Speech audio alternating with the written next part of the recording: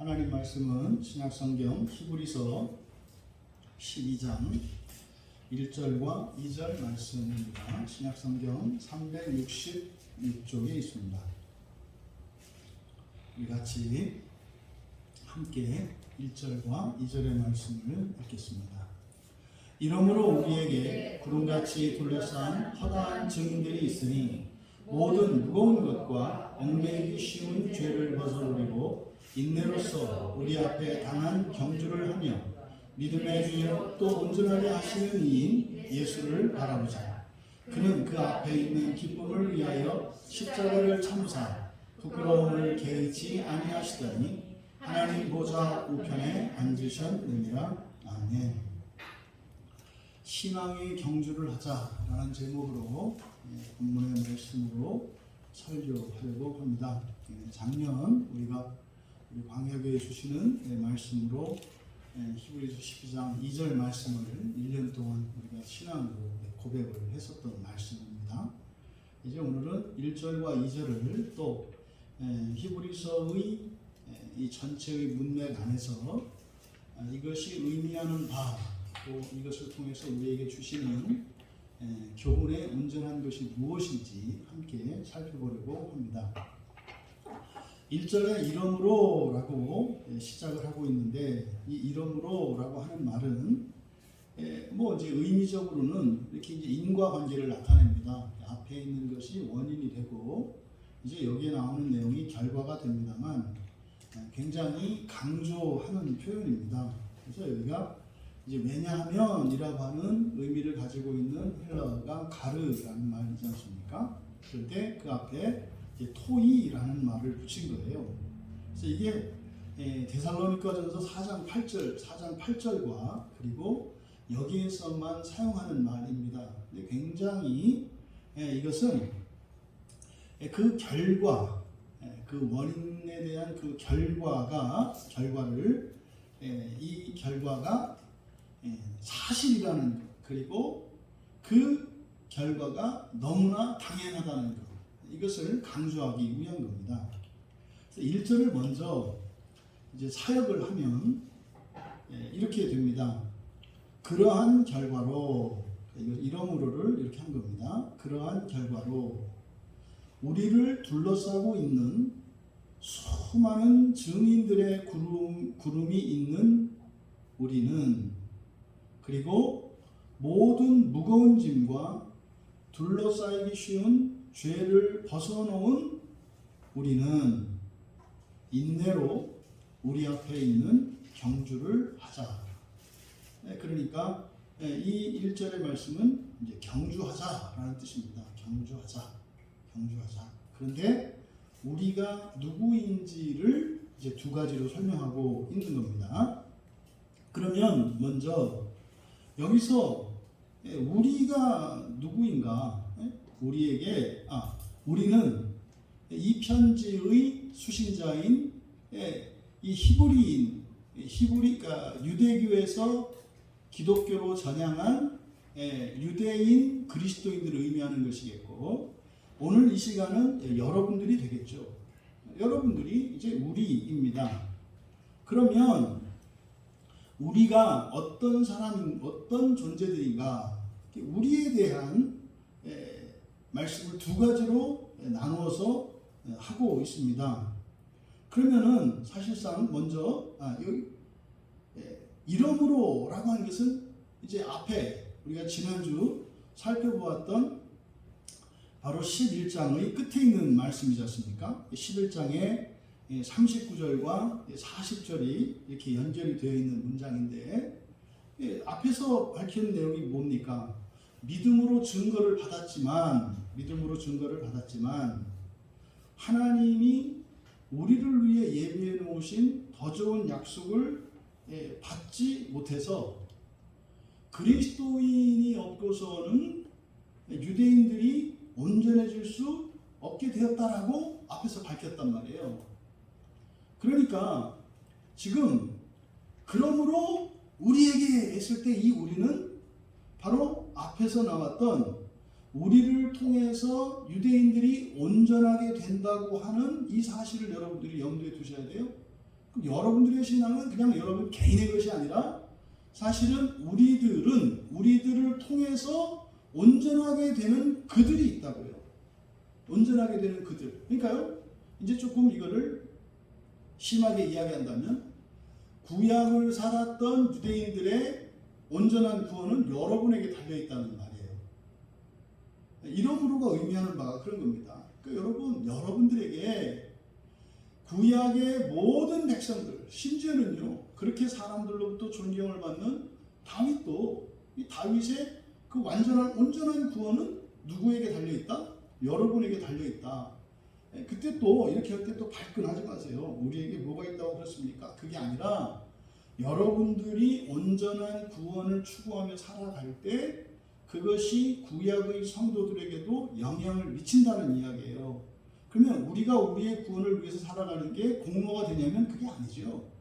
그 자체가 주님의 은혜로 우리가 가는 것 뿐입니다. 그런데 우리 그리스도인들이 온전한 구원을 향해서 나아갈 때 1+1으로 그 구약의 성도들이 딸려온다 이 말이에요. 여기 지금 이 이러므로에는 그런 의미가 달려 있어요. 더 나아가서 논의를 더 진전시킬 수가 있어요. 이제 이번 달에 이제 사경회를 하겠습니다만 이 사경회의 주제가 과연 그리스도께서 십자가에서 이루신 그 대속의 그 권세, 그 효과가 어디까지냐? 뭐냐? 과연 예수님이 십자가에서 죽어주신 게 그저 고작 나 한 사람의 죄를 대속해 준 거냐? 이것을 이제 이번 사경의 주제 때 살펴볼 거예요. 근데 지금 여기서 이 히브리서 기자들의 이 말씀 안에도 이미 그 단서가 담겨 있죠. 지금 여기서는요. 그러니까 예수 그리스도의 십자가의 대속으로 말미암아 구원받은 우리가 온전한 구원을 이루기 위해서 하나님의 은혜를 의지하며 살아갈 때 동시에 구약의 백성들이 같이 굴러간다는 얘기예요. 우리가 하는 게 아니라 우리를 통해서 구약 성도들의 구원이 이루어진다는 겁니다. 그러면은 또 여기서 이제 그런 질문을 할 수가 있어요. 그러면 다윗이 아직도 구원 못 받았어요? 이게 충분히 그런 질문을 할 수가 있다고요. 근데 이것은 우리 인간의 시간은 과거와 현재와 미래가 나뉘어 있습니다만 하나님의 시간은 하나예요. 그러니까요, 이미 우리가 미래에 이룰 것을 하나님은 아시잖아요. 그러니까 하나님에게 그 다윗의 구원은 이미 이루어졌다고요. 하지만 우리의 시간으로는 아직 이루어진 게 아니에요. 이게 여러분에게 적용을 하면 이미 여러분들은 예수를 믿는 순간 부활이 약속되어 있고 부활이 완성됐어요. 근데 아직 안 돼서 지금 이루어 가고 있지 않습니까? 바로 요 이야기인 겁니다. 그러면 바로 이렇게 그 구약의 성도들의 구원이 우리의 온전한 구원에 직결되어 있으므로 이렇게 되는 거예요. 직결되어 있으므로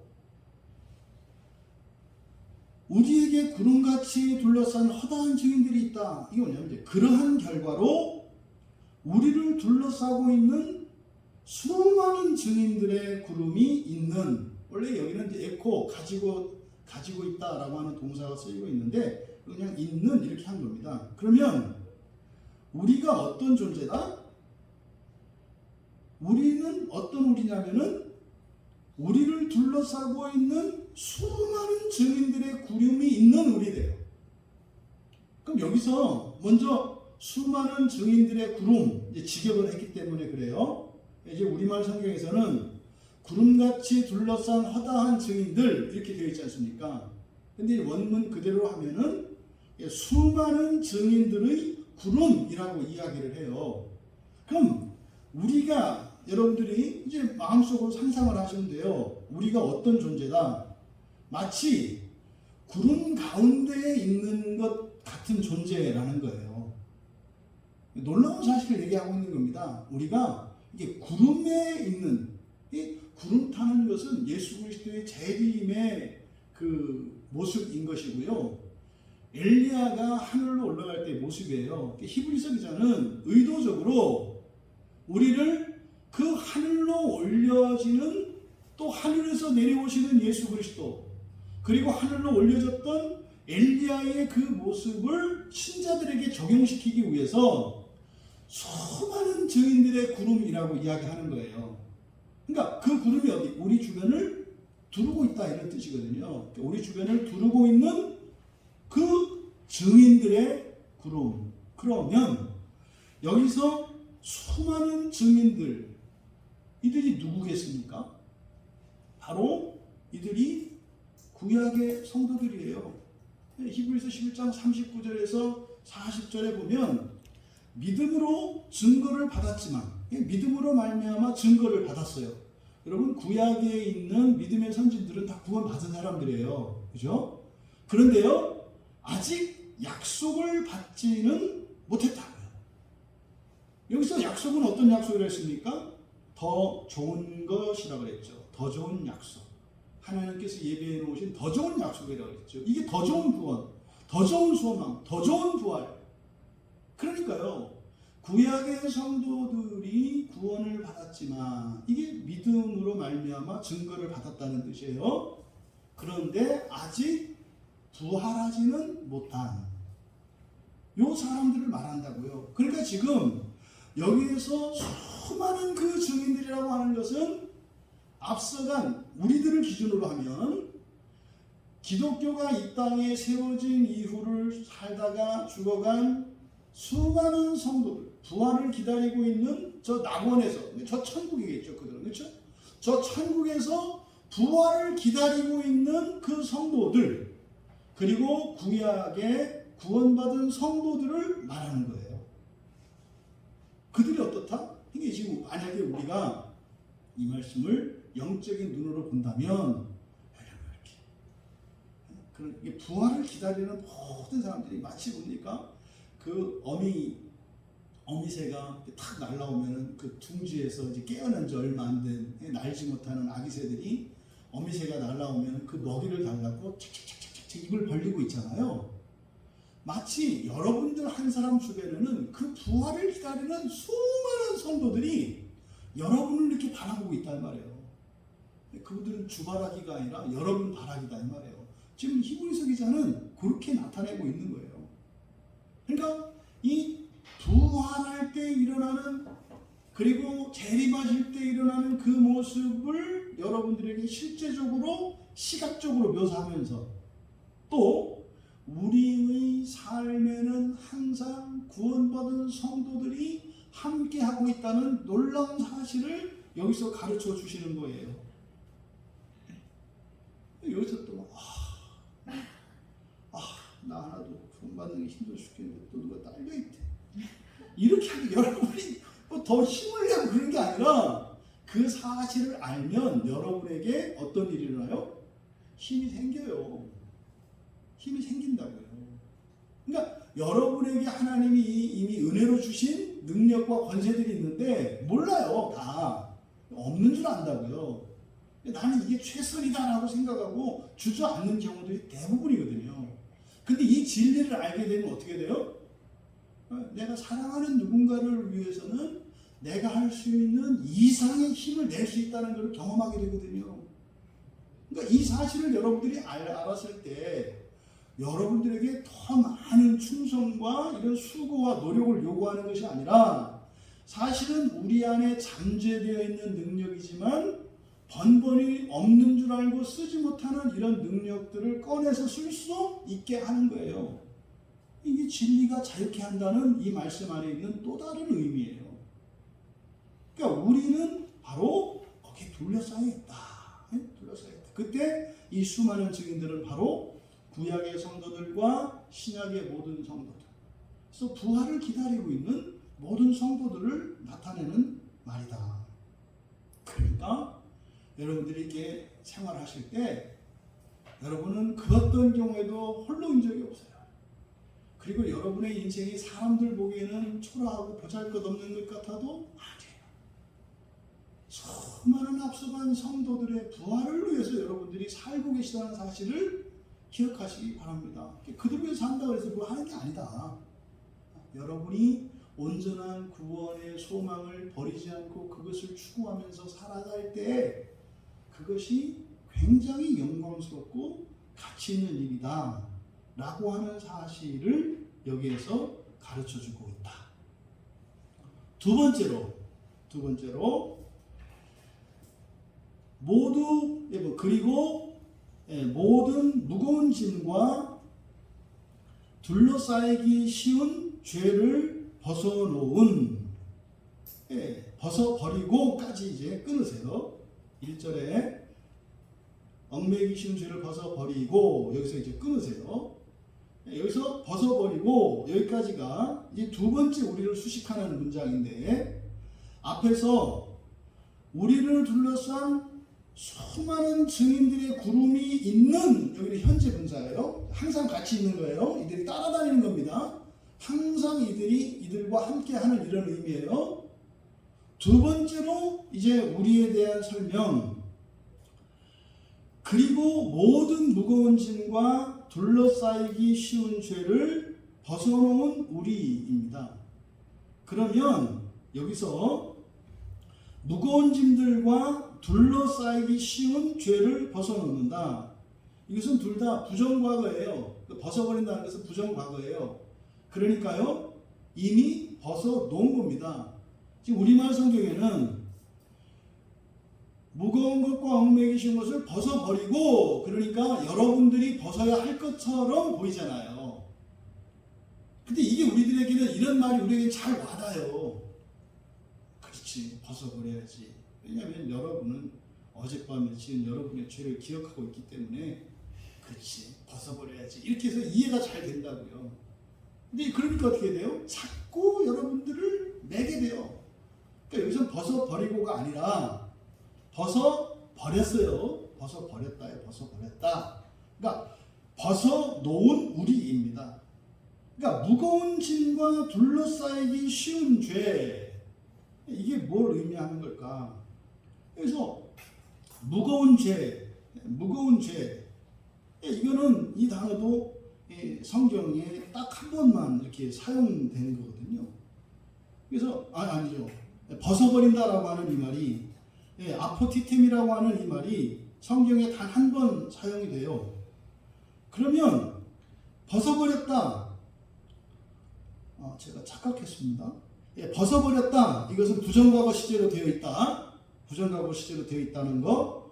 두 번째, 여기서 무거운 것이라고 하는 온코스라는 말이에요. 이 온코스라는 말은 성경에 딱 한 번만 사용되고 있어요. 무거운 것, 온코스. 그러니까 이것이 정확하게 무슨 뜻이다라고 규정하기가 쉽지 않아요. 왜냐하면 일반적으로 사용하는 헬라어와 성경에서 사용하는 이 헬라어가 이게 연속성은 있습니다만 이게 불연속성이 있기 때문에 정확하게 이게 무엇을 의미하는지는 몰라요. 하지만 그렇다고 해서 그 헬라어 단어 원래 가지고 있는 그 단어를 무시하지는 않아요. 그래서 여기서 무거운 것이라고 해놓은 이것, 이 온코스, 그러니까 우리에게 부담이 되는 것, 우리에게 짐이 되는 것, 이것을 말하는 거예요.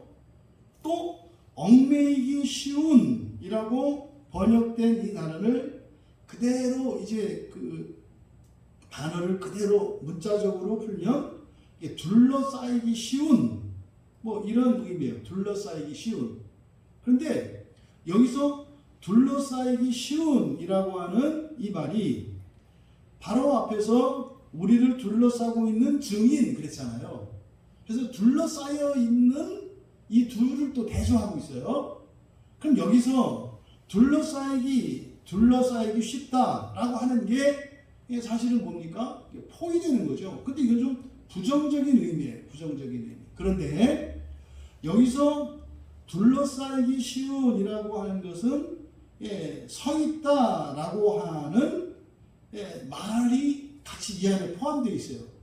그런데 앞에서 수많은 증인들이 우리를 둘러싸고 있다 할 때, 이때 둘러싸고 있다 할 때는 그냥 서 있는 게 아니라 누워 있다, 정해져 있다 그래요. 그러니까 우리들을 둘러싸고 있는 이 증인들은요, 안 없어져요. 영원히 함께 하는 거예요.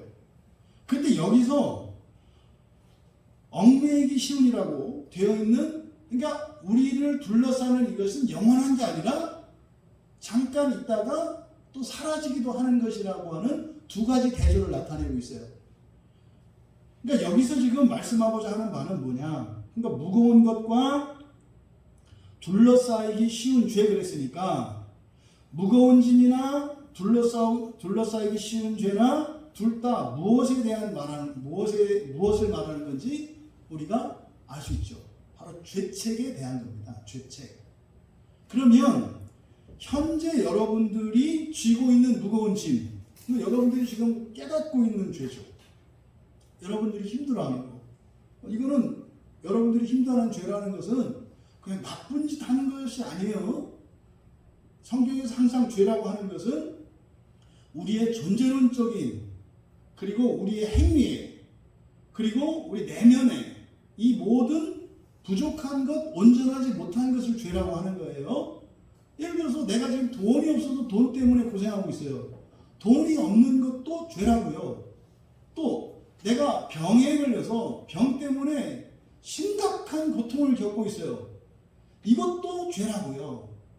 여기서 그러니까 이 무거운 것이라고 하는 것은 신자들 각자가 현재 고통을 겪고 있고 버거워하는 이것을 말해요. 현재의 죄.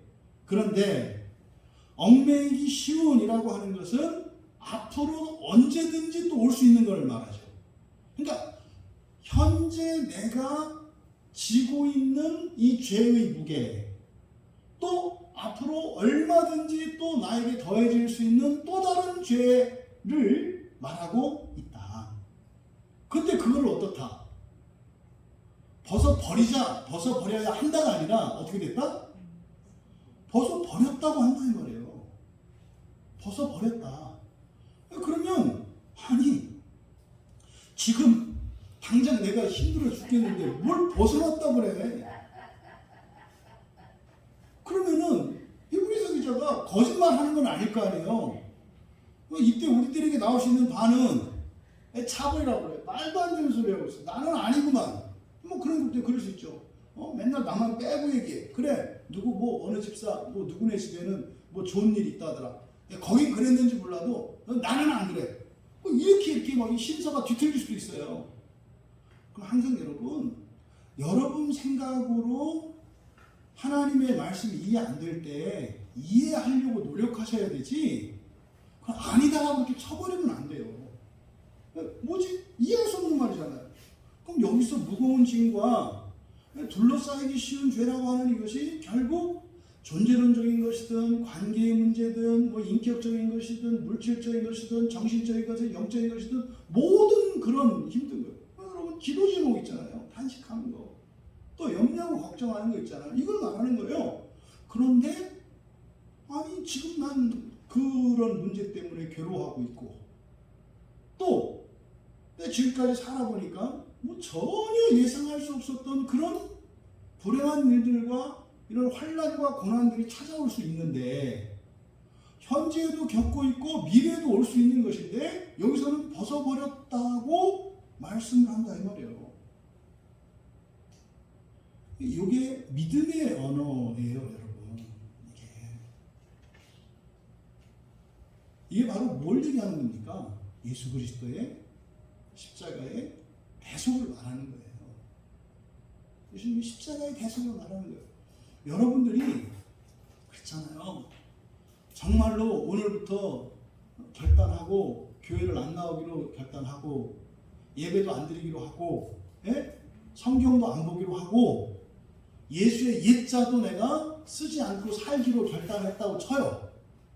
그리고 아주 의지적으로 일관되게 꿋꿋하게 성실히 살아서 그렇게 살다가 돌아가셨다고 쳐요.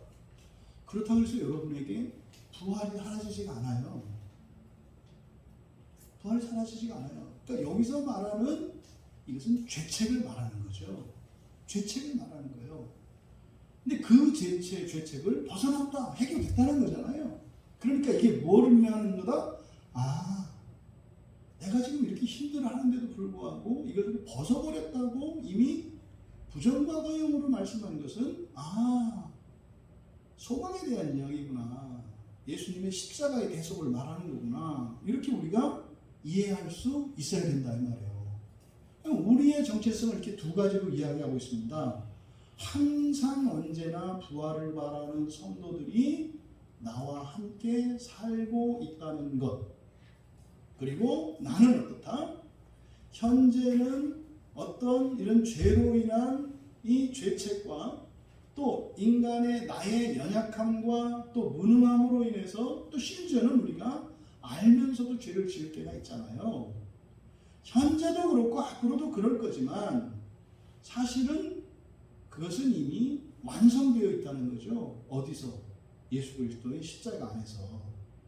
그러니까 바로 이 두 가지 사실을 우리에 대한 설명으로 말씀하고 있어요. 그러니까 이런 우리예요. 이런 우리. 이러므로 그래서 그러한 결과로 이러한 그리고 이렇게 된 우리는 어떻게 하자? 경주를 하자. 경주를 하자. 경주라는 것은 시합에 참여한다는 뜻이에요. 달리기 시합에서 트랙을 돌린다는 거죠. 근데 경주하는 게 뭐냐?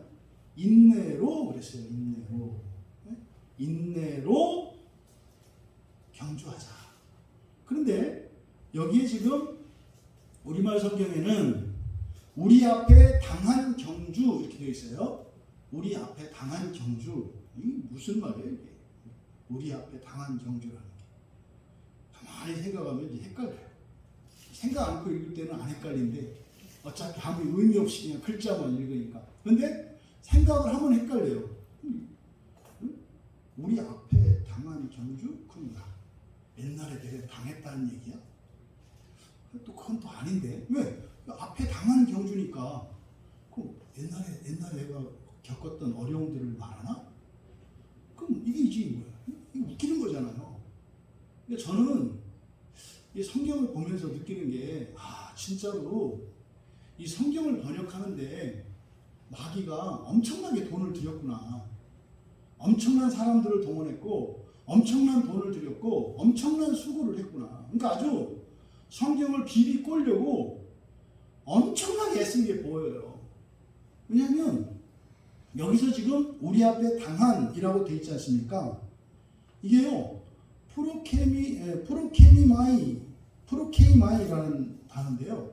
그러니까 그냥 뒤에 2절에 그 앞에 있는 기쁨을 위하여, 그래서 앞에 있는 있잖아요. 앞에 있는, 그죠? 앞에 있는 그 단어와 앞에 당한 이 단어가 똑같은 말이에요. 그러면 앞에 당한 그러지 말고 그냥 앞에 있는 하면 되지 않겠어요? 그럼 이해하기 쉽잖아요. 우리 앞에 있는 경주를 하며, 그러니까 앞으로 살아갈 것만 잘 살아가라는 얘기구나 이렇게 되잖아요. 근데 이거를 왜 똑같은 단어를 하나는 앞에 있는이라고 하고 하나는 앞에 당한이라고 해서 있는 사람으로 하여금 헷갈리게 만드느냐 말이에요. 이런 거는 정말로 마귀가 한 일이라고밖에 생각이 안 돼요. 그러면 여기서 지금 이 경주라고 하는 것이 어떤 경주다? 우리 앞에 있는 경주다라고 하는 것을 우리에게 가르쳐주고 있어요. 그러면요, 우리 앞에 있는 경주라고 하는 것은요, 이제 믿음을 가지고 우리가 살아가는 거잖아요. 경주니까. 그냥 여러분들이 그리스도인으로 신앙을 잃어버리지 않고 여러분들의 일상을 지키며 살아가는 거, 그거를 그냥 경주를 한다는 거거든요. 근데 그 경주라는 게 어떤 거다? 앞에 있는 거래요. 앞에 있는. 그러면요, 앞에 있는 경주라고 하는 것은요, 이미 정해져 있는 거라는 거예요. 이미 정해져 있는 거. 그래서요, 앞에 있는 일이라는 게 무슨 나의 죄로 인해서 뭐 이렇거나 또 나의 팔자나 내 환경 때문에 이런 거 아니다 이 말이에요. 오늘 여러분들이 싸워야 되는 신앙의 싸움은요, 이미 정해져 있는 거예요. 다만 싸움이 약간 색깔이 다르고 모양이 다르고 크기가 다를 수 있어요. 그런데요, 그 싸움 자체는 이미 정해져 있는 거예요. 우리가 태어나는 순간 우리의 목표는 사람이 아니라 하나님이기 때문에 사람과 하나님이라고 하는 존재론적인 질적 차이가 있잖아요. 그러니까 여기에서 여기로 가려면 가야 할 길이 있잖아요. 그러니까 이미 정해져 있는 경주라고 한다 이 말이에요. 그러니까 여러분들이 뭐 이렇게 좀 이렇게 살고 저렇게 살면 미래가 달라질까? 환경은 달라지죠. 그런데 어차피 경주라고 하는, 믿음의 경주라고 하는 점에서는 똑같아요. 여러분이 부자든 가난하든요, 믿음의 경주를 하는 건 똑같아요. 똑같은 거라고요. 근데 자꾸 우리는 그 믿음의 경주에 초점을 두는 게 아니라 뭐예요? 자꾸 자기가 원하는 경주를 말을 해요. 여러분, 돈을 가지고 하는 경주에서 실패하는 사람이면 가난을 가지고 하는 시험에서도 실패해요. 똑같은 거예요. 똑같은 거예요, 여러분. 예? 자동차 운전면허 시험 보실 때 여러분 아시죠? 시험지 다 틀린 거. 예? 뭐 A안, B안 해서 그 시험지 유형이 있잖아요. 이렇게 쭉 정해져 있잖아요. 예, 또 그래서 그 면허 시험 볼 때는 또 거기 또 루머가 있다고요. 뭐 A형이 쉽다더라. 뭐 I형이 쉽다더라. 그래서 뭐, 나는 좀 뭐 무슨 형이 걸렸으면 좋겠네. 또 막 또 기도해. 또 하나님, 제가 오늘 2종 보려다가 1종 했는데 점수가 떨리기도 하고, 근데 뭐 이렇게 J형이 이렇게 문제가 쉽다는데 그걸 걸려주게 해주옵시고, 그거 해서 붙으면 딴 거에도 붙고, 딴 거에서 떨어지면 딴 거에도 떨어지는 거예요. 그냥 그러지 말고 청심환 먹고 마음 편히 시험 보고 하는 거예요. 그러면 되는 거예요. 신앙인도 그런 거예요. 신앙인도. 어차피 우리 인생은 뭐다? 믿음의 경주다. 심플하세요. 단순하세요. 어차피 우리 인생은 뭐다? 신앙의 경주다. 이게 미리 놓여있는 거는요, 탄식할 게 아니에요. 사람이 하나님 되기 위해서 당연히 가야 되는 거다 이 말이에요. 왜? 우리는 사람으로 태어났는데 하나님 자녀 삼으시는 바람에 그거 싫어요? 좋은 거예요. 좋은 거. 좋은 거라고. 여러분이 갑자기 넓은 집 여러분한테 막 줬어. 나라에서 뭐 한 100평씩 집을 줬어요. 그럼 여러분에게 정해진 게 뭐예요? 넓은 집 청소하는 건 이미 정해져 있는 거예요. 그 넓은 집 줬더니 막 좋다고 막 이렇게 하다가 이제 4학년 그날부터 이제 막 투덜대는 거죠. 이놈의 집은 옛날에 뭐 한 20분이면 청소했는데 이게 2시간 걸려야 되고 막 미치겠다 뭐 이런. 여러분, 이미 정해진 경주라고 하는 것은 복된 것이요.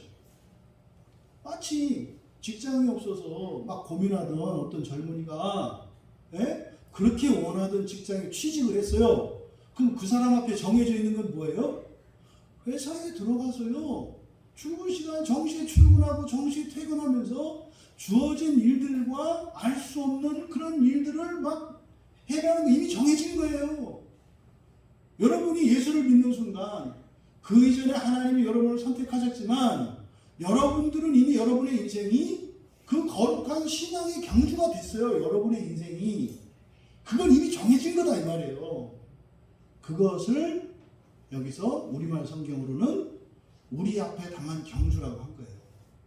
그러니까 우리 앞에 당한 경주를 하며 라고 하는 것은요, 굉장히 영광스럽고 아무나 할 수 없는 하나님의 택함을 받은, 예수 그리스도를 통해서 구원받은 이들만 할 수 있는 특별한 일을 말하는 거지, 여러분들이 해야 될 어떤 의무나 책임이 있다 이런 얘기가 아닌 거예요. 그런데 우리에게 먼저 그렇게 정해진 그 경주를 하자, 이제 강조돼 있어요. 그런 거잖아요. 뭐 이렇게 동종 목적어라고 합니다. 동종 목적어.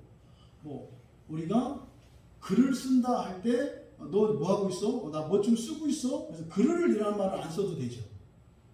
뭐 하고 있어? 나 좀 뭐 좀 쓰고 있어? 그러면 그때 뭐 돈을 쓴다는 거야, 물건을 쓴다는 거야, 글을 쓴다는 거야, 이렇게 물어보는 건 멍청이죠. 아니 글을 쓰면서 뭐 좀 쓰고 있어? 그러면은 그 앞에 안 써도 되잖아요. 마찬가지요. 이제 마시고 있어요. 뭐 할래? 뭐 좀 마실까? 뭐 독약을 먹을까? 농약을 먹을까? 그래. 그 상황을 보면 아니 목마를 때면 물을 마신다는 얘기고, 술집에 가서 마신다는 것은 술을 마신다는 것이고, 찻집에 가서는 차를 마신다는 얘기일 거 아니에요. 그러니까 굳이 무엇을 마시는지 목적어를 쓰지 않아도 될 때 있잖아요. 근데 그걸 쓸 때는 뭐예요? 강조하는 거죠. 그러니까 여기서 지금 경주를 한다라고 한 것도 마찬가지예요. 경주, 이제 아곤이라는 말인데, 이 아곤은 어떤 시합이나 대회를 말해요. 또 경주하다, 이게 트레코입니다. 트레코. 이 트레코는 달리기에서 그 트랙을 따라 도는 달린다는 뜻이에요. 그러니까 이건 지금 마치 달리기 시합을 하는 것 같은 것으로 나타낸 거죠. 그래서 믿음의 경주를 마치 이렇게 운동장 그 트랙을 따라 돌고 있는 그 선수들을 이렇게 보는 것처럼 얘기를 한 거죠. 그러면 이미 시합에 참여했고요. 그걸 뛰고 있어요. 그럼 어떻게 하라는 거예요? 그냥 뛰라는 거예요. 그냥 뛰라는 거예요. 여러분이 예수를 믿었어요. 그럼 때 되면 교회 나오고요. 때 되면 설교 듣고 그냥 하라고요. 근데 어떻게 해요? 허구한 날 갈까 말까 틀까. 아니 달리기 시합에 참여해서 그냥 뛰지. 달리다가 뛰어가지고 하늘 보고 또 가다가 또 뒤로 갔다가 옆에 갔다가 아니 그럴 거면 그냥 관중석에서 구경하고 있지 거길 왜 들어왔냐고. 그냥 나가서 또 싫어하니까 또 그럴까 하고 했다가 아니지 그건 아니지 또 들어와서 뛰고. 그럴까요? 세상에 100m 달리기를 하는데 100년 걸리는 거예요. 100년을 예수를 믿고 살았는데 고작 달리는 게 어디예요? 100m밖에 안 된다. 100m. 근데 사실은 대부분은 100m도 안 돼요. 한 5m 가나? 그럼 나머지 95m는 뭐예요? 답이 나오셔야지. 예? 5m 가고 죽었어요. 그럼 나머지 95m는 뭐냐고요? 지옥이죠. 죽으면 버전이 확 바뀌는 거예요. 예? 살 때는 그냥 운동장에서 뛰었는데 죽는 순간 갑자기 배경 무대 세팅이 바뀌어. 그 밑에 뭐가 돼요? 이제 막 불 이글이글 타오르고요. 불탄 자갈들이 깔려 있고요. 갑자기 운동장이 바뀌어요. 그때 무슨 생각하겠어요? 아, 무대 받기 전에 뛸 걸 이러지 않겠어요? 지금 이런 의미로 말씀을 하는 거예요. 그러니까 경주를 정해진 경주를 하자. 근데 지금 굉장히 강조하는 거예요. 예? 달려갈 길을 다 가라고. 달려갈 길을 다 가라고. 여러분들이 신앙인으로서 그냥 엄청난 일을 하라는 거 아니에요, 여러분. 그냥 조금 고민하고, 예? 여러분들이 세례 받을 때 이렇게 서약했잖아요. 뭐 예배 안 빠지겠다고. 어? 목사님 얘기 듣겠다고 서약 다 했어요, 여러분. 성경 보겠다고 서약했고, 공부할 때 안 가지고 하겠다고 서약 다 했다니까. 한 대로 하라고. 여러분이 이미 약속했기 때문에 정해져 있는 거예요. 다른 거 더 하라고 시키는 게 아니다 이 말이에요. 응? 그런데 여기서 히브리서 기자가 경주를 하는데 어떻게 해라? 인내로 해라. 인내로 해라. 그러니까 뭐예요? 우리가 신앙을 지키고 살아간다는 것이 뭘 하는 게 아니라 사실은 뭐 하는 거다? 인내하는 거다. 그런 거예요. 예수 처음 믿고 교회 나와서 아무것도 모르는데 교회 나와서 처음에 나오라고 하니까 말 잘 듣는단 말이에요. 처음에. 네? 새가족 교육 한다면 새가족 교육 참여하고 뭐 나오라면 나오고 꼭 말 들어요. 그러다가 이제 삐딱해지는 때가 와요. 뭐 오늘 좀 뭐 쉬면 안 돼요. 뭐 안 돼. 뭘 안 돼. 자기가 쉬기로 했는데 쉬는 거지. 그걸 누가 막어. 그러니까요. 우리의 신앙의 경주라는 딴 게 아니라 뭐예요? 인내하는 거예요. 인내하는 거. 그래서 2절에서는 바르게 인내하는 법에 대해서 설명을 해준 거예요. 어떻게 인내하느냐. 좀 막연하잖아요. 뭐 지금 뭐 구체적으로 말씀드린 거죠. 때 되면 예배 나오세요. 네? 때 되면 우리 교회에서는 하루 5분 이상 기도하기로 했으니까 여러분들이 광약교인이라면 하루에 5분 이상을 기도를 하는 거예요. 그렇다고 해서 모두 다 하느냐? 그렇지는 않잖아요. 내 수준이 일주일에 한두 번 하는 거예요. 그럼 일주일에 한두 번 하는 거예요. 그걸 하란 말이에요. 지키자면 그거를 할 수 있는 거를. 할 수 없는 걸 하라는 게 아니라 그냥 할 수 있는 거는 자기가 안단 말이에요. 근데 대부분 왜 안 해요? 양이 안 차서 안 해요. 그까짓 거 하면 안 하는 게 낫지. 그냥 그까짓 거 하라고. 그까짓 거. 이게 있네요. 근데 지금 2절에서는 구체적으로 인내를 어떻게 하는 것인지를 가르쳐 줘요. 그래서 지금 지난번 우리가 뭐 읽을 때도 그대로 이거를 뭐 믿음의 창시자요 또 완성하시는 분이신 예수를 바라보면서 뭐 이렇게 하자 이렇게 했습니다만 실제로 2절에 있는 내용들은 분사구문이에요. 분사구문. 그러니까 이것은 어떻게 인내를 하는지 가르쳐 주는 거예요. 그러니까 뭐뭐 하면서 이런 거예요. 그러니까 인내는 어떻게 하는 것인지, 무엇을 인내해야 하는지를 가르쳐 주는 것이 2절의 말씀이다. 첫 번째로 믿음의 주요 할 때 이 주는 주가 아니라고 그랬죠. 그렇죠? 창시자라고 그랬어요. 창시자. 그래서 믿음의 창시자라는 말을 통해서 우리들이 착각하고 오해하는 나의 믿음이라고 하는 생각이 잘못된 거다라고 말씀을 했죠. 그래서 우리가 흔히 구원과 관련된 믿음을 이야기할 때 그 믿음은 어떻다? 주님께서 나를 믿으시는 믿음 안에, 하나님이 나를 믿는 완전한 믿음 안에 없던 믿음이 나의 믿음이에요. 근데 그 믿음이 나를 완벽하게 믿으시는 주님의 믿음과 같이 되어 가죠. 이게 믿음으로라는 말이에요. 믿음으로. 그래서 우리들에게는 없는 것처럼 느껴진다고요. 근데 그때 잊으면 안 되는 게 뭐예요? 믿음이 누구로부터 시작되었는가를 잊으면 안 된다 이 말이에요. 그래서 여기서 믿음의 창시자요. 그래서 믿음의 창시자. 그래서 여기서는 믿음의 주가 아니라 창시자. 믿음의 주 그럼 어떻게 됩니까? 주가 객체가 돼요. 주님을 믿는 거 이렇게 된다고요. 믿음의 주요. 그러면 여기는 어떤 의미가 있어요?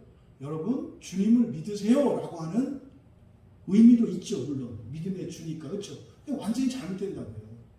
근데 믿음의 주라고 해도 사실은 주님이 믿으시는 거예요 라는 말도 되거든요. 근데 그렇게 해석을 안 해요.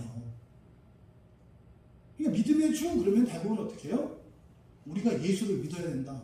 성경을 믿어야 된다. 이렇게 생각한다. 그래서 오해하기가 쉽다고요. 주라고 번역을 하면. 그리고 그렇게 하면 안 되고. 그래서 여기서 주라고 번역된 이 아르케고스 이것은 창시자, 설립자. 그래서 창시자라고 했잖아요. 창시자. 그 믿음의 창시자요. 또 완성하시는 분이에요. 완성하시는 분. 그래서 완성하시는 분. 이걸 간단히 얘기하면은 이게 이제 완성자라는 뜻이죠. 믿음의 창시자요, 완성자이신 예수 이런 뜻이에요. 그러니까 그 예수를 어떻게 하면서 바라보면서 뭐해라? 인내해라. 믿음의 창시자요 완성자이신 예수를 바라보면서 인내해라요. 그러면 여기서 바라보다라고 하는 말이 호라호라하는 말 앞에다가 아포 이렇게 떨어져서 본다라고 하는 말을 썼어요. 바라보는데요. 그냥 보는 게 아니라 멀찌감치해서 바라봐요. 그러니까 우리는 주님을 어떻게 바라보죠? 앞서가시는 예수님을 바라봐요. 그렇잖아요. 누가복음에서 우리가 제자도의 길을 간다는 것은 뭐라고 했어요? 예수님의 십자가를 지고 가시는 예수님의 뒤에서 자기 십자가를 지고 가는 거라고 그랬잖아요. 그러니까 예수님 뒤를 따라가야 되잖아요. 그러니까 어떻게 돼요? 주님을 바라봐야 돼요. 그래서 그 거리를 띄어놨어요. 그래서 아포라는 말을 붙였다고요. 그러니까 거리를 두고 떨어져서 보는 거예요. 그러니까 멀리 떨어져서 믿음의 창시자요 완성자이신 예수를 바라보면서. 이해되시죠? 그 다음에 이렇게 멀리 떨어져서 보라고 하는 것은 그러니까 우리의 시선을 뺏기지 말아야 돼요. 예를 들어서 여러분이 눈앞에 이렇게 놓으면 볼 게 뭐 이거 손바닥밖에 안 보이잖아요. 근데 이렇게 거리를 두게 되면 내 시야에 들어오는 것에 이거는 전체 부분이 돼요. 근데 거리가 멀어지면 멀어질수록 보기가 어려워지죠. 그렇잖아요. 그래서 여기서 떨어져서 보라는 거거든요. 이렇게 바라보면서가 아니라 멀리 떨어져서 보라는 거예요. 근데 이게 항상 우리는 주님과 붙어 있을 수는 없어요. 이 세상에서는. 그러니까 항상 주님과 우리 사이에는 거리가 있거든요. 그래서 어떻게 해요? 시선을 고정시켜야 돼요. 어떻게? 의지적으로. 왜냐면요, 우리 눈동자는 좌우로 180도 돌아가기 때문에 앞에 도구도 이렇게 해서 옆에 볼 수가 있어요. 우리 눈동자를 고정시켜야 돼요. 근데 차라리 이렇게 있으면 쉽죠. 그래서 여러분들이 은혜 안에 있으라고 하는 이유가 뭐예요? 은혜 안에 있으면 예수님이 가까워요. 예수님이 가까워 있으면은 뭐 눈 돌려봐야 양 끝에 예수님이야. 이게 제일 좋은 상태죠. 근데 이게 거리가 오락가락 한다고요. 그러니까 언제는 뭐 설교를 듣고 뭐 목사님 내 얘기였어요. 어쩌면 뭐 이러다가 하나도 안 들려요. 이게 뭐 하나도 안 들리는 뭐 있어요? 목사님 말씀이 잡혀 있는 거죠. 그러니까 이렇게 딱 보면 말씀은 뭐 요만한 점이고 보이는 거는 세상이야. 이렇게 안 들리는 거예요. 근데 주님이 이렇게 가까이 오면 어떻게 돼요? 주님에게 눈을 맞추기가 쉽다고요. 그러니까 여기서 지금 주님을 예수를 바라보라고 할 때 이 바라본다고 하는 의미에는 멀리 떨어져서 보고 있다는 사실과 그래서 어떻다? 우리가 시선을 주님께 의지적으로 고정시켜서 봐야 한다는 거예요. 그냥 보이는 게 아니에요. 의지적으로 우리가 주목해서 봐야 된다고요. 그러니까 여러분들이 성경을 보거나 설교 듣거나 할 때 그냥 있으면 되지 않아요. 여러분들이 그걸 알려고 하셔야 되고요. 들으려고 해야 되고요.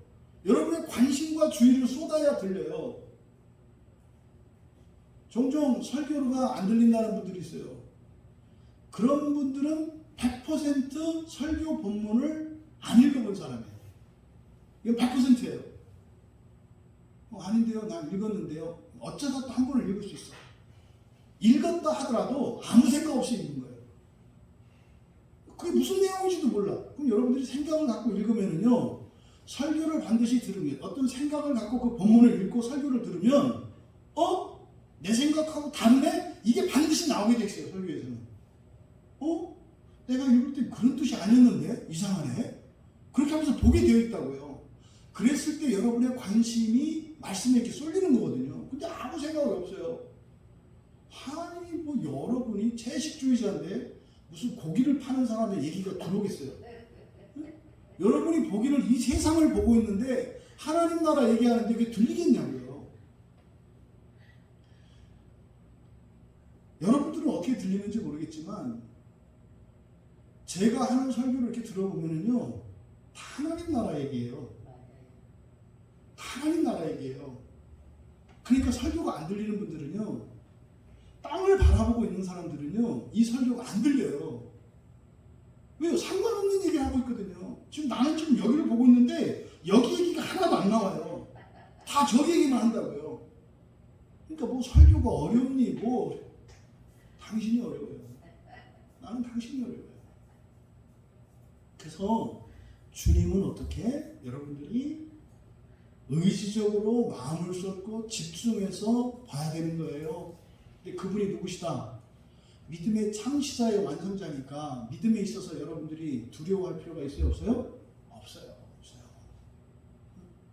여러분들이 주님을 잘 봐야 되는 이유를 알죠, 그렇죠? 너무 멀어지면 나중에 그 길이 험해져요. 그래서 사실 여러분들이 마음속에 하는 것은 주님과 거리를 최소한 유지하고 좁히는 일에 마음을 쓰셔야 돼요.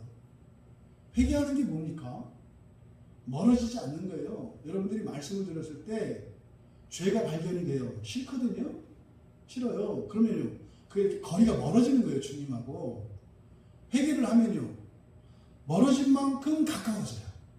네? 1cm 뒤로 밀렸다가 회개하면 예전보다 1cm 더 가까이 나가게 돼요. 점점점 가까이 가요, 회개하면. 근데 이걸 회개 안 하고 묵혀요. 1cm, 2cm, 3cm 점점 멀어져요. 점점. 그러면요, 더 안 보이고요. 더 멀어지니까 이게 나중에는 더 멀어지는 게 표시가 안 나요. 가까이 있을 때나 뭐 이렇게 조금 더 멀어졌네? 이러지. 아주 멀어지면 그래서 어떻게 해요? 그냥 널널해져요. 그래서 저기 있네 뭐 이 정도로만 하는 거죠. 뭐라 치든지 뭐한지 있네 언젠간 가겠지. 예, 언젠간 가요. 근데 중간 길이 바뀐다는 거. 그래서 먼저 어떻게 우리가 경주를 인내로 하라 그랬는데, 그러면은 그 인내를 어떻게 하느냐? 바로 예수를 바라보면서 인내하는 거다. 그럼 이때 인내한다는 게 뭐겠어요? 거리를 유지하는 거고, 거리를 좁히기 위해서 힘쓰면서 살아가는 거예요. 그러니까 미리 걱정할 필요 없어요. 그냥 간단하게 예배 드릴 때 설교 귀담아 들으시고 최소한 한 가지 이상은 교훈을 얻으시고, 그것을 가지고 여러분 자신을 살펴보시고 다른 그것을 고치기 위해서 기도하고, 그래서 금방 회개가 안 되고 염려하실 필요 없어요.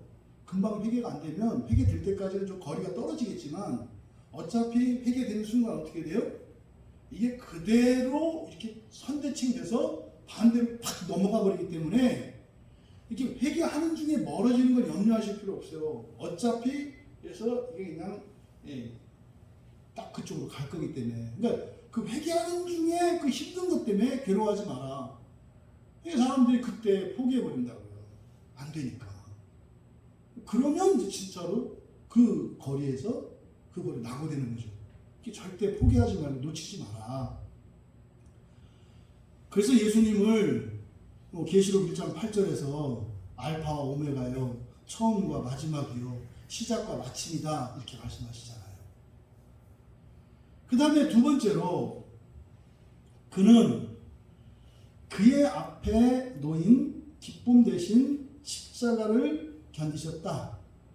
부끄러움을 가볍게 여기시면서, 그러니까 이제 우리가 바라보는 예수님이 어떤 분이신지를 설명을 하는 거예요.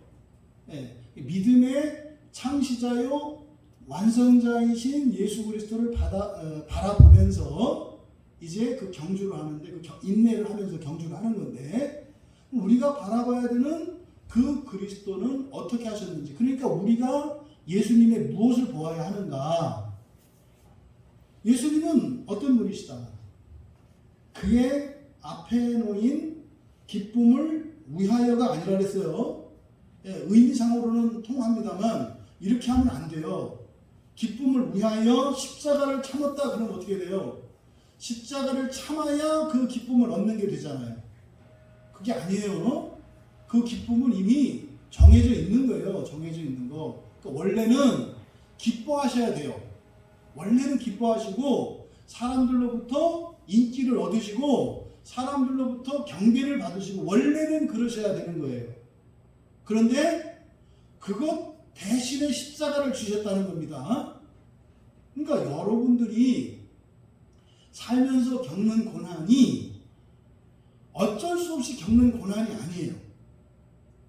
이게 여러분들은 안 믿기가 쉽지 않으시겠지만, 사실은 여러분들이 현재와 지금까지 사시면서 겪었던 여러 가지 어려움들과 고난과 환난들이 이게 어쩔 수 없어서 그랬다라고 생각을 하시겠지만, 사실은 원래는 여러분들이 누려야 할 그 기쁨이 있었어요. 영광이. 근데 그거 대신 여러분들이 겪는 거예요. 물론 여러분들이 원해서 그런 적은 거의 없어요. 그렇게 하는 사람들은 선교사랄지 아니면 어떤 특별한 사명과 고난 가운데 스스로 들어가는 사람이랄지 그런 거죠. 나한테 딱 10,000원밖에 없어. 그럼 이따 오늘 집에 갈 때 차비 써야 되고 아침에 출근하는데 써야 돼, 10,000원을. 근데 교회 오다가 어떤 사람이 너무나 가난하고 불쌍한 사람을 봤어. 그때 10,000원을 줘버려. 이거 뭐예요? 안 줘도 되잖아요. 안 주면 그냥 예배 마치고 차 타고 편안하게 갈 수 있는 거 아니에요? 그게 앞에 놓인 기쁨이에요. 근데 이 사람이 그걸 줘버렸죠. 그 바람에 어떻게 해요? 기쁨을 스스로 버린 거 아닙니까? 할 수 있는 건데. 그걸 얘기하는 거예요, 그게. 여기서 그래서 앞에 있는 기쁨을 위하여가 아니라 그의 앞에 놓인 기쁨 대신이에요. 기쁨 대신. 예수님은 기쁨을 위해서 십자가를 지신 게 아니라 기쁨을 버리고 스스로 십자가를 지셨다고 말씀한 거라고요. 여러분들이 살아가는 인생의 어려움이 그거 다 참고 이렇게 하셔야 이렇게 되는 게 아니라 사실은 여러분들은 여러분이 누릴 수 있는 그런 기쁨을 스스로 버리고 대신 불편한 그리스도인의 삶을 사는 거다 이렇게 얘기를 하는 거예요. 오늘 밤에 뭐 여러분 정도 되는 분들은 그냥 교회 나오는 게 더 좋아서 나온 분이 있는데 싫어서 나온 경우를 하더라도 그게 뭐 딴짓을 할 수 있는데도 일부러 힘들어도 나온다 이 말이에요. 이걸 얘기하는 거예요. 이거를. 그러니까 이번 나와서 내일 밤은 편안해지기 위해서 뭐 이런 게 아니다 이 말이죠. 그래서 그는 그의 앞에 놓인 기쁨 대신 십자가를 견디셨다. 그러니까요. 우리들이 인내하는 게 이런 거라고요. 우리 인내하는 방식이 굉장히 중요한 걸 깨우쳐 주시는 거예요. 현실적으로 내가 무엇이 문제가 있고 죄가 있고 뭐 돈이 없고 병이 있고 이래서 고통을 갖고 있어. 근데 이거는 내가 원하는 게 아닌데 잘못하고 난 팔자 때문에 잘못하고 난 시대 때문에 이런 환경 때문에 괴로움이나 고통을 겪는 게 아니라 그걸 겪지 않아도 되는데 내가 스스로 겪는다라고 생각하면서 인내하셔야 된단 말이에요. 그게 마음 편안히 하라는 게 아니라 진짜 그렇다고요. 왜 그래요? 맞아요. 하나님 되려고. 하나님 되려고. 이 목표가 없으면 이게 이해가 안 되는 거예요. 어떤 사람은 반대로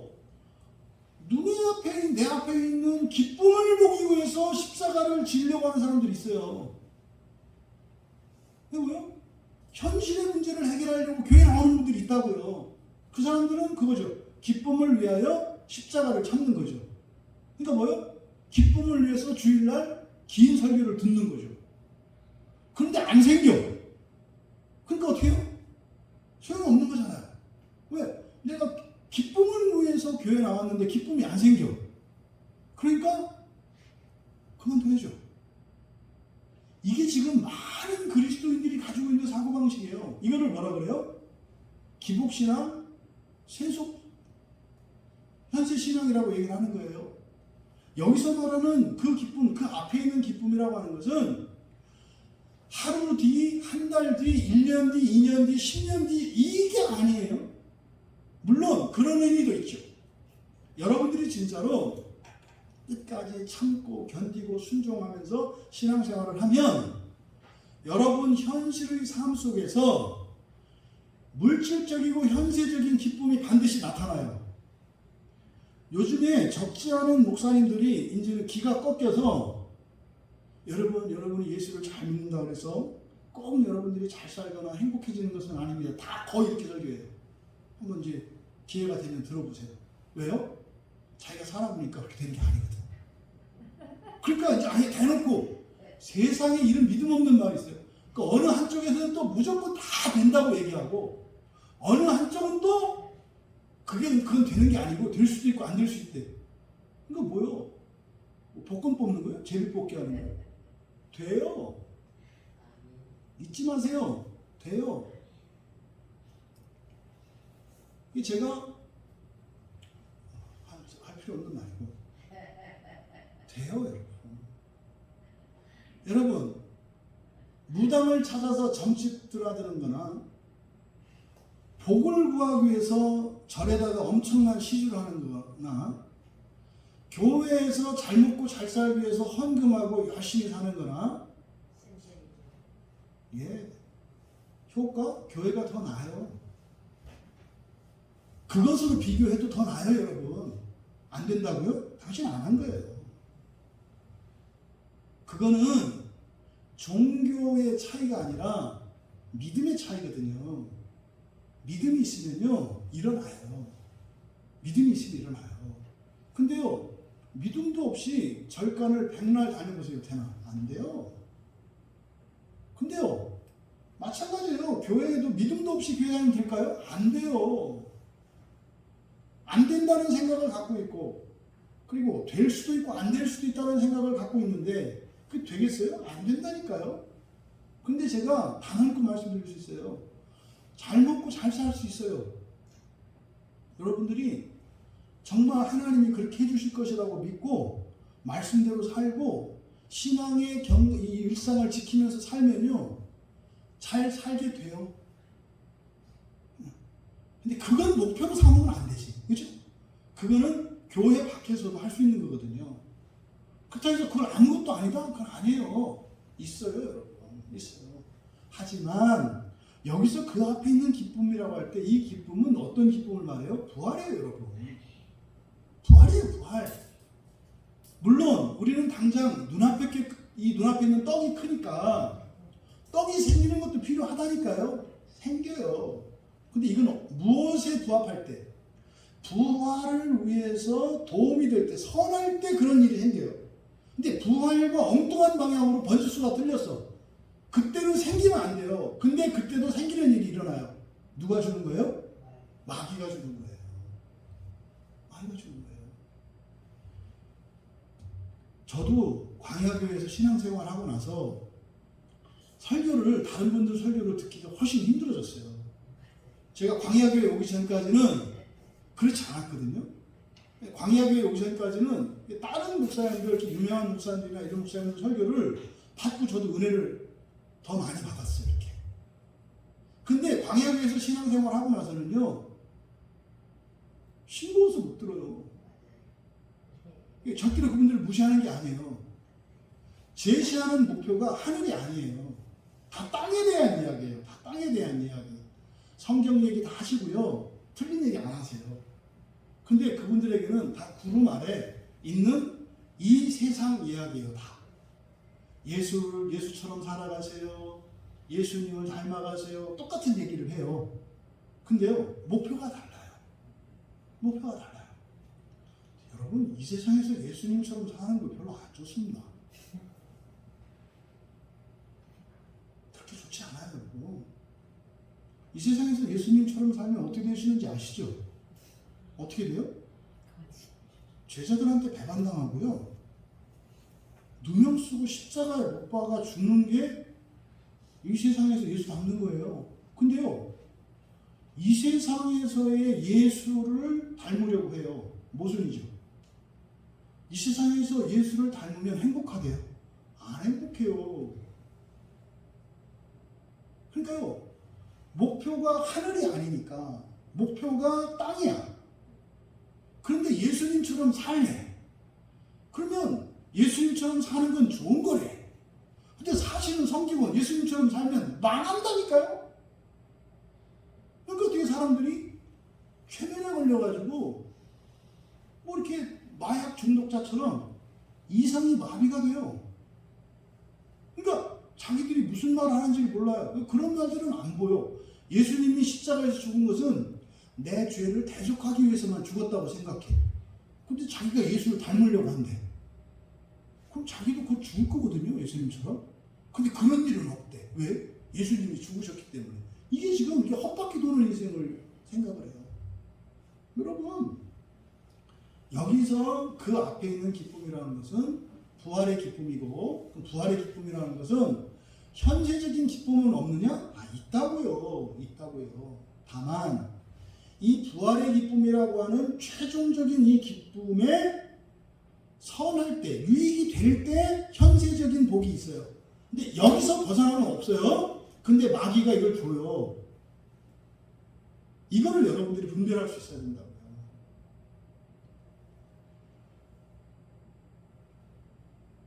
예수님은 그 앞에 놓인 기쁨, 이거는요, 하나님으로서 누리셔야 될 영광이잖아요. 우리가 누리는 기쁨은 상대도 안 돼요. 여러분들이 이 세상에서 바라는 기쁨이라야 뭐예요? 예? 돈 좀 생기면 되고, 예? 뭐 원하는 일들이 좀 뜻대로 풀리면 되고, 사람들이 좀 나를 괴롭히지 않고 나를 좀 알아맞혔으면 좋고, 뭐 이런 거 아니에요. 이런 거 기껏해야 사람으로 누리는 거 아닙니까? 이 세상에서. 근데 예수님 앞에 놓여있는 기쁨은 뭐겠어요? 이거는요, 신성의 회복이에요. 왜? 예수님은 하나님이시거든요. 신성의 회복이에요. 신성의 회복. 이게 바로 앞에 11장 39절에서 40절에 걸쳐서 말씀하셨던 하나님이 예비하신 더 좋은 약속이잖아요. 예수님은 하나님이셔서 신성을 회복하기 위해서 사셨다는 걸 잊지 마세요. 근데 즉시 하나님으로 회복할 수 있는 분인데도 굳이 고난의 길을 따라 걸어간 것은 왜요? 우리를 위해서 길을 내어주시려고. 주님은 그냥 혼자 하실 수 있어요. 그런데요, 그 제자들이 따라올 수 있도록 길을 해주신 거예요. 친히 사람이 되셔서. 그거죠. 그러니까 바꾸어 말하면요, 주님께서도 앞에서 믿음으로 말미암아 증거를 받았지만 그 약속을 받지 못했던 사람들이잖아요. 믿음의 선진들이. 그 사람들과 똑같이 예수님도 받지 않았다는 거예요, 여러분. 예수님도 똑같이 받지 않았다고요. 이 세상 사시는 동안은. 그래서요, 여러분이 겪는 모든 아픔과 슬픔과 괴로움과 답답함과 두려움과 이 모든 것을 예수님도 똑같이 느끼셨어요. 똑같이. 이게 지금 자꾸 교회 안에서 간과되고 있는 부분이거든요. 그 앞에 있는 기쁨 대신 예수님이 지신 게, 견디신 게 뭐예요? 십자가예요, 십자가. 여기서 십자가는요, 물론 예수님이 골고다에서 십자가형을 당하신 거, 이게 십자가죠. 그렇죠? 십자가를 메고 올라가셔서 못 박혀서 죽으시는 거, 그거죠. 근데 그것만이 아니라 십자가는 곧 그리스도의 생애 전체를 나타내는 말이에요. 그리스도의 생애라고 할 때 여러분, 공생애만 따로 떼시면 안 돼요.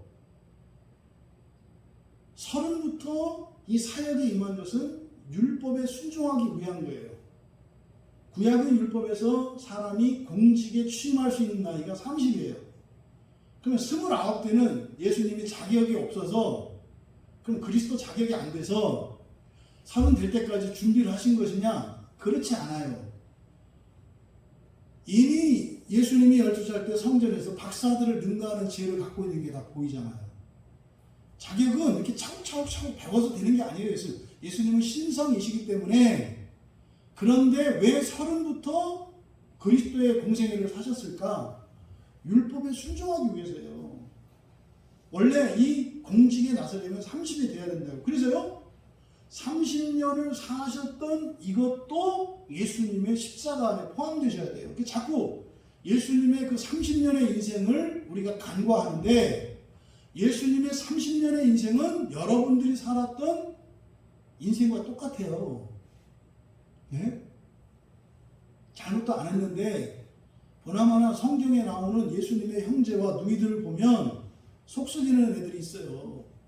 그럼 얘들이 예수님이 이렇게 인자하시고 그러니까 지들이 몰래 꿀단지 빨아먹고 가끔은 오빠며 형인 예수님한테 뒤집어 씌우는 일도 있었을 거예요. 왜냐하면 장남이 먹었을 때는 얘기 안 하니까. 네? 야고보가 마리아한테 요셉이 이거 아버지가 먹으려고 하는 거 누가 먹었어? 그럴 때 이제 겁나니까 야고보가 예수 형이 먹던데요? 그럼 이제 야고보가 그래? 우리 장남이 먹었어? 이렇게 넘어가니까 그런 일이 왜 없었겠어요? 똑같아요, 여러분. 예수님 집안에서. 네? 예수님 보고 미쳤다고 하는 게 가족들이잖아요. 무슨 일이 없었겠냐고. 그래서 그 30년의 공생에, 그 30년의 사람으로 요셉의 아들 몫으로서 사셨던 그 30년의 생애도 십자가에 포함된다. 그러니까 잘 만들어놔서 문짝을 잘 만들어가지고 줬는데 그거 깎으려고 흠잡는 사람이 분명히 있거든요. 요즘도 그래요. 완벽하게 다 했는데 그거 꼭 이렇게 이렇게 색깔이 이색이 났다든지 해가지고 그래가지고 깎으려고 하는 이런 사람들이 그때 왜 없었겠어요? 그 모든 것, 십자가에서 죽으신 것만을 의미하는 것도 아니고 그 3년 동안의 그리스도의 공생애만을 의미하는 것도 아니고 예수님이 사람으로 사셨던 모든 것을 우리는 십자가를 견디신 것으로 이해해야 한다. 여러분, 그러니까 예수님은요, 눈앞에 있는 즐거움, 그러니까 예수님의 권리죠. 네? 예수님의 권리. 예수님이 마땅히 누릴 수 있는 권리, 그것을 위해서 살지 않으시고 그것보다 더 좋은 것을, 더 영광스러운 것을 위해서 십자가를 지셨다는 거예요. 그런데 어떻게 하시면서 십자가를 지셨어요? 근데 뒤에 설명을 해요. 부끄러움을 가볍게 여기면서, 우리말 성경에는 부끄러움을 개의치 아니하시더니, 이게 이제 오해하기 쉬워요. 부끄러움을 개의치 않았다. 그럼 예수님이 십자가를 지고 갈 때 부끄러웠을까요? 안 부끄러웠을까요? 다 안 부끄러웠다고 생각해요. 제발 그러지 마세요. 이 세상에요, 부끄럽지 않은 사람 없어요. 부끄러운 일을 하는데 부끄럽지 않은 사람은요, 죄에 잡힌 사람들만 그래요. 그게 부끄러운 일인 줄 모르기 때문에 부끄러워하지 않는 거예요. 여기서 개의치 않았다 라고 이렇게 번역한 것은 카타 프로네오라는 말이에요. 프로네오가 생각한다는 거잖아요. 그렇죠? 이 마음으로 생각하는 거, 이게 프로네오잖아요. 근데 카타는 아래로 이런 뜻이에요. 이 아래로 생각한다. 이게 뭐니까? 깔보다 가볍게 생각하다 이런 뜻이에요. 그러면 이거를 개의치 않았다, 부끄럽지 않았다라고 하는 의미가 아니라 그 수치보다 더 큰 가치를 위해서 참으셨다는 의미로 이해하셔야 되지, 그렇게 할 때 부끄럽지 않았다 이렇게 생각하시면 안 되고, 예수님은요 십자가 지고 가시는 게 목표가 아니에요. 예수님의 목표는 뭐예요? 부활이에요. 부활. 신성의 부활이라고요. 그러니까 부활을 위해서 부끄러운 일인데도 참았다는 이야기예요. 근데 부활의 영광이 너무 크니까, 이거는 인간적으로 너무 불쌍한 일이야. 너무 부끄러운 일이야. 너무 부끄러운 일을 부끄럽지 않은 것처럼 말하는 이유는 뭐예요?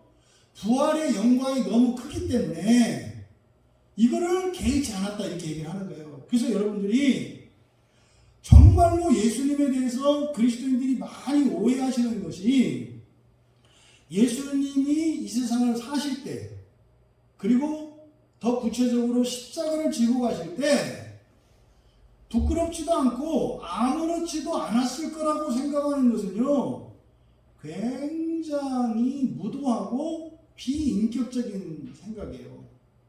그래야 여러분 마음이 편하지.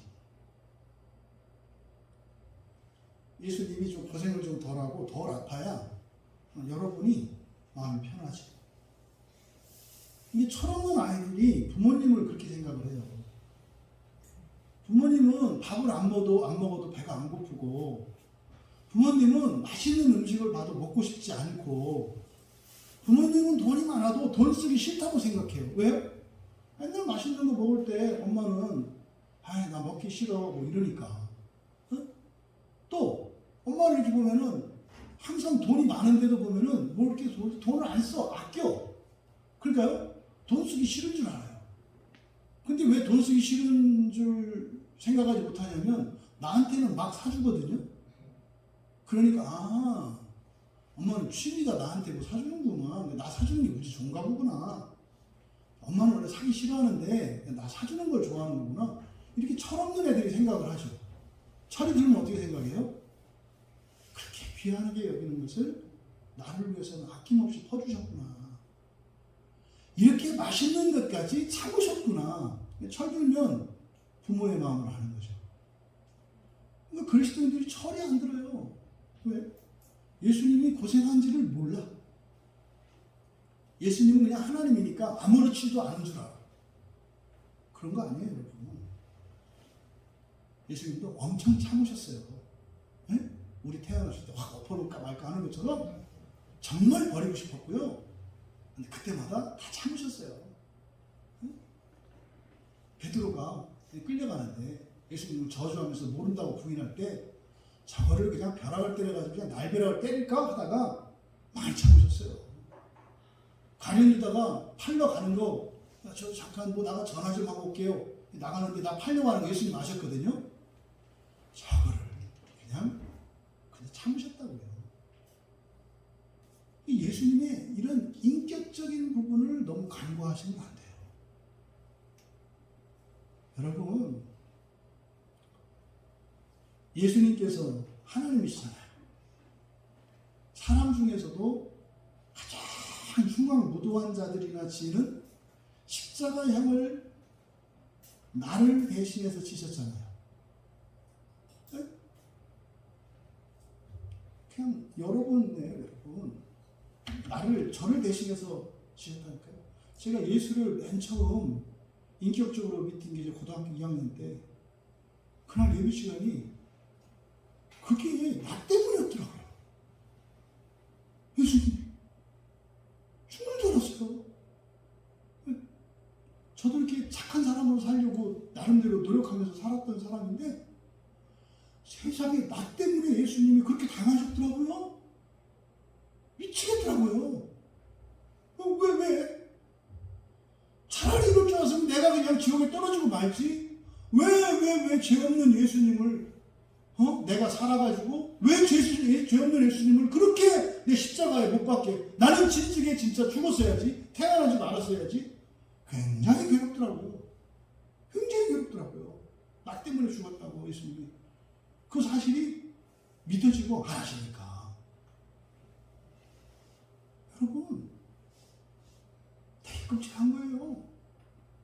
근데 나를 대신해서 예수님이 그 십자가를 지셨는데 아무런 감정도 느낄 수 없다?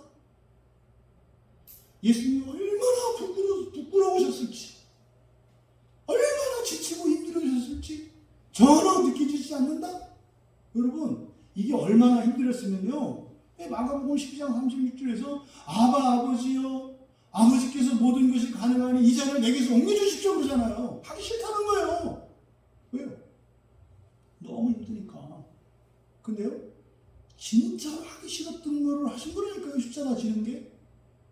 그런데 어떻게 예수님이 십자가를 지신 그것이 아무런 감흥도 오지 않고 정말 나를 위해서, 나의 인생을 위해서, 나의 구원을 위해서 예수 그리스도께서 그렇게 사신 것이 어떻게 나의 인생에 아무런 영향도 미치지 않고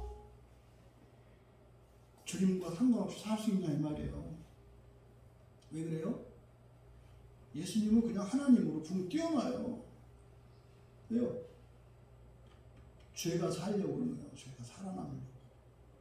이 죄책감을 우리가 느끼게 되면 회개하게 되거든요. 회개하게 돼. 회개하지 못하게 하려고 마음 편안하게 만들려고, 아니야.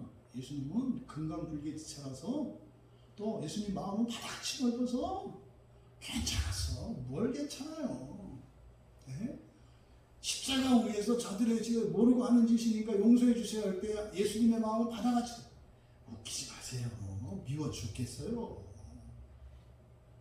그런데 내가 믿다고 해서 지옥에 던질 수는 없으니까 용서해서 구원하시려고 용서하신 거예요, 여러분. 어떻게 예수님에게 그런 감정이 없다고 생각을 하세요? 예수님 욕도 하고 막 성질도 내고 하시잖아요. 왜 그거를 생각 안 하시냐고.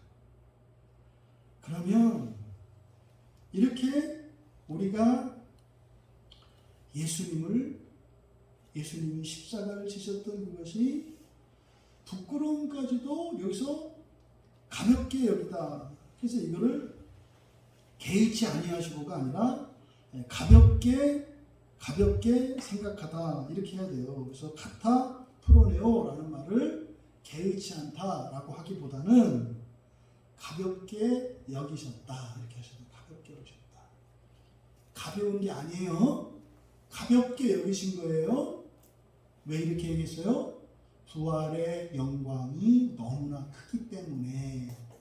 부활의 영광이 너무나 커서 인간적으로는 견디기 힘든 모멸감, 수치, 고통인데 그것을 가볍게 여기셨다라고 하는 것은 부활의 기쁨이 너무나 크기 때문에 이렇게 나타낸 것이다. 그러면 그 다음 마지막으로 예수님께서 하나님 보좌 우편에 이미 앉으셨느니라. 이제 세 번째로 하나님 보좌 우편에 이미 앉으셨다. 여기서 앉으셨느니라. 이게 완료형이기 때문에 이것을 완료형인 것을 나타내기 위해서 이미라는 말을 추가한 거예요. 이미 앉으셨느니라. 그럼 여기서 우리가 살펴봐야 되는 게 보좌 우편과 앉으셨다고 하는 완료형에 대해서 그 의미를 살펴봐야 돼요.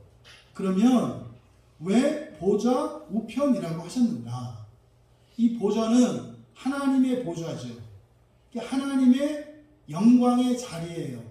마땅한 하나님의 자리예요. 그런데 우편이라고 하신 것은 그 자리는 아니라는 것을 말씀하기 위한 거예요. 하나님이시지만 하나님 자리에 앉지 않으셨다. 이게 보좌 우편이라는 말의 첫 번째 의미라고 그랬죠. 그러니까 그런 거죠. 이게 그러니까 그런 거죠. 이게 여러분들이 어느 파티에 초대가 됐어요. 근데 여러분이 주빈이에요. 가장 귀한 손님이에요. 그러면은 그 파티에 가면 주빈석이 있다고요. 그럼 그 자리에 앉아야 되는 거잖아요. 그렇죠? 그런데 거기에 앉지 않으셨다는 거예요.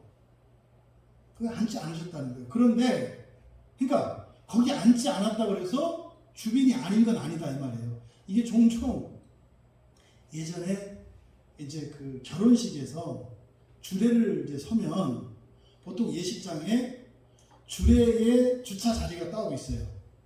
원래 그 예식장에 가면. 그래서 주례 선생님이 가면 보통은 이제 가기 전에 얘기를 하니까 혼주 측에서 누가 나와서 영접을 하죠.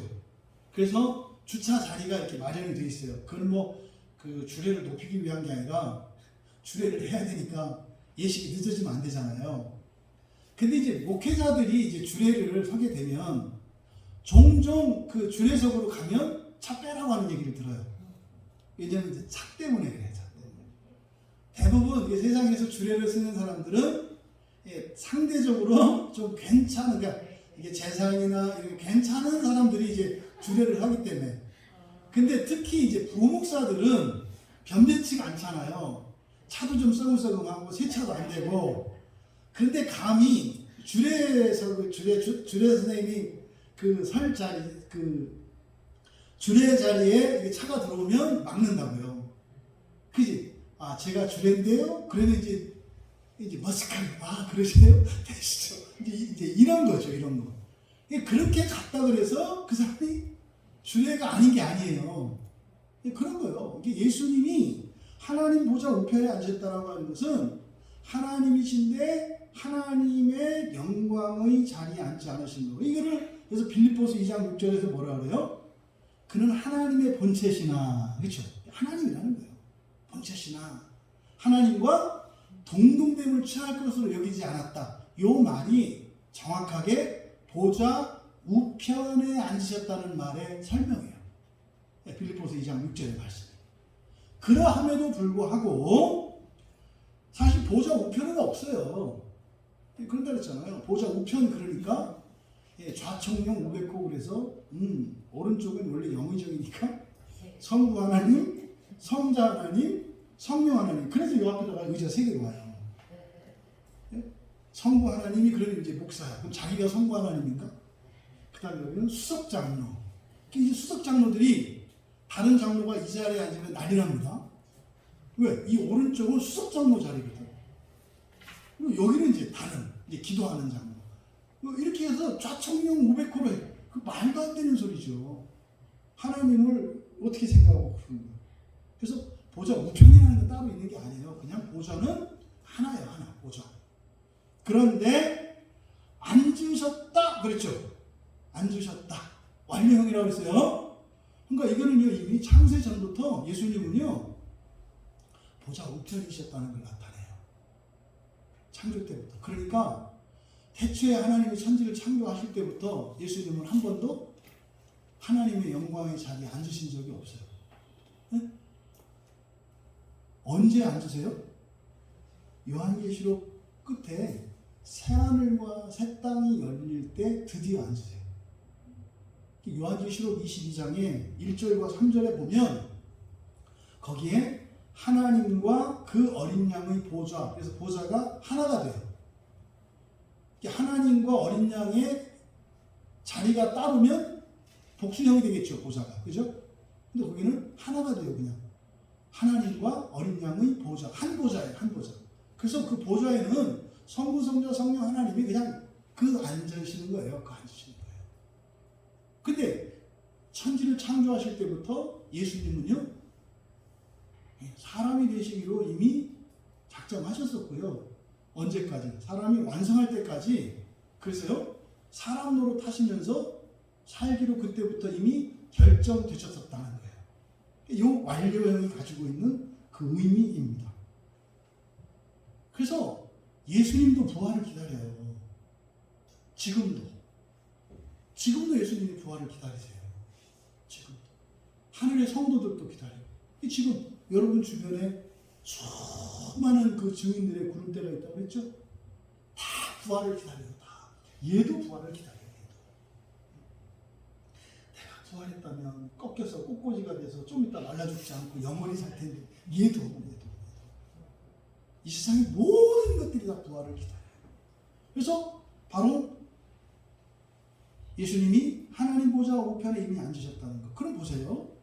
우리들이 그러면 본문의 말씀을 정리하면 신앙의 경주라는 것은 뭡니까? 첫 번째로 우리가 믿는 복음 진리가 이루어질 때까지 신앙을 지키면서 그리스도인으로 살아가는 거예요.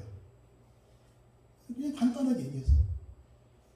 중요한 것은 우리가 믿는 복음 진리, 이 복음이 다르다는 거예요, 사람들마다.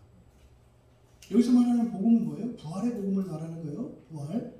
이때 부활이라는 것은 여러분들의 존재가 완전히 바뀌어서 하나님의 완전한 자녀가 되는 걸 말하는 거예요. 이게 복음이라고 그랬죠. 그러니까 그 복음 진리가 이루어질 때까지 여러분의 신앙을 지키며 그리스도인으로 사시는 거예요.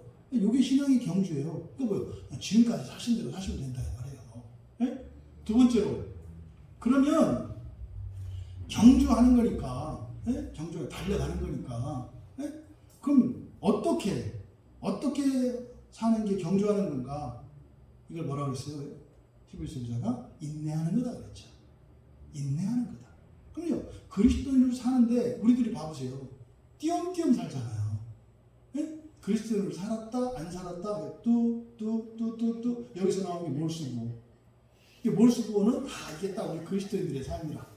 네? 뚜 살다가 안 살다가 끊겼다가 이게 또 이게 이제, 그래서 그런데도 불구하고 어떻게 해요? 끊이지 않고 계속 가는 거예요.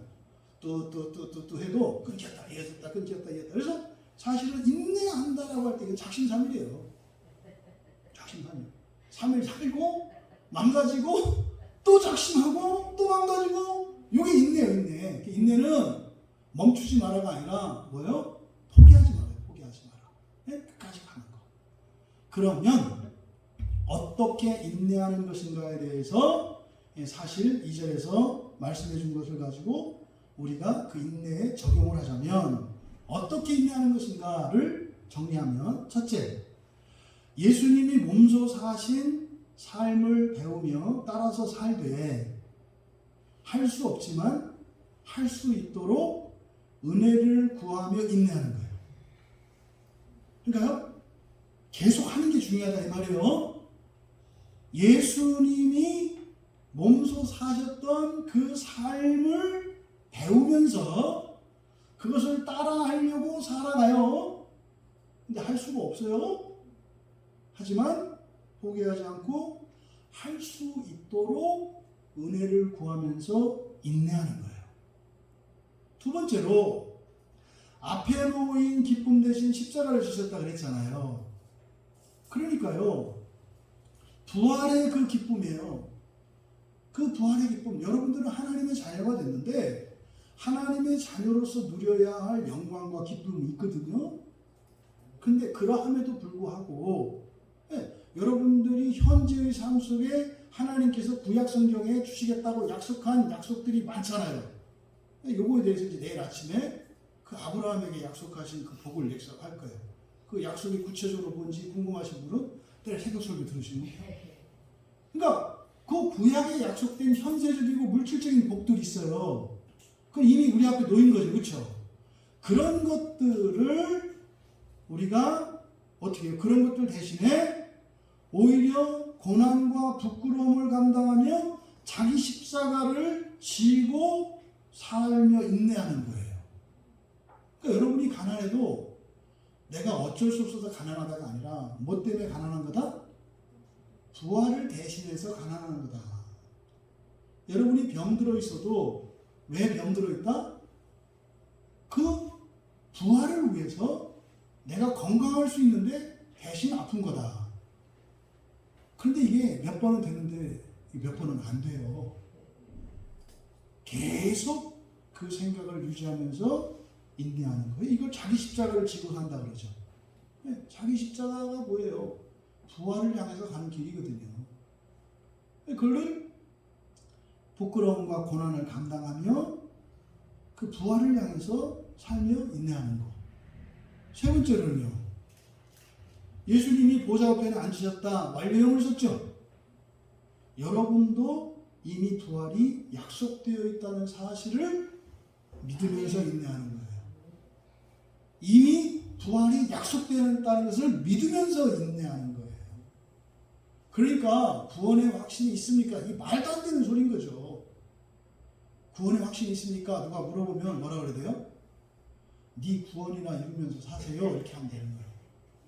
확실하고 할 게 아니에요. 이미 정해진 거라고요. 언제? 예수를 믿던 그때. 그러니까 우리가 신경 써야 되는 것은 구원의 확신이 아니라 뭐예요? 현재 나의 구원을 이루는 거. 이게 뭐예요? 결국 신앙의 경주잖아요. 그래서 여러분들이 부활이 약속되어 있다는 사실을 믿으면서 인내하는 것이다. 여러분, 인내로 신앙의 경주를 합시다.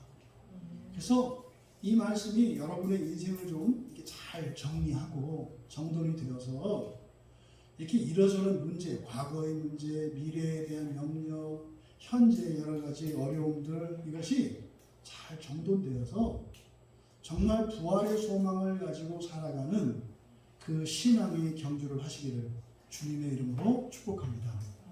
우리 잠시 말씀을 생각하며 기도합니다. 하나님 정말 인내로 경주를 하며 살아가라고 하신 우리에게는 이미 부활이 약속이 되어 있고 부활이 약속이 되어 있다는 사실, 이것은 변함이 없다는 것. 그럼에도 불구하고 우리가 우리의 삶 속에서 여러 가지 불편과 고난들을 견디고 인내하면서 살아가는 이유는 바로 첫째 부활을 위한 것입니다.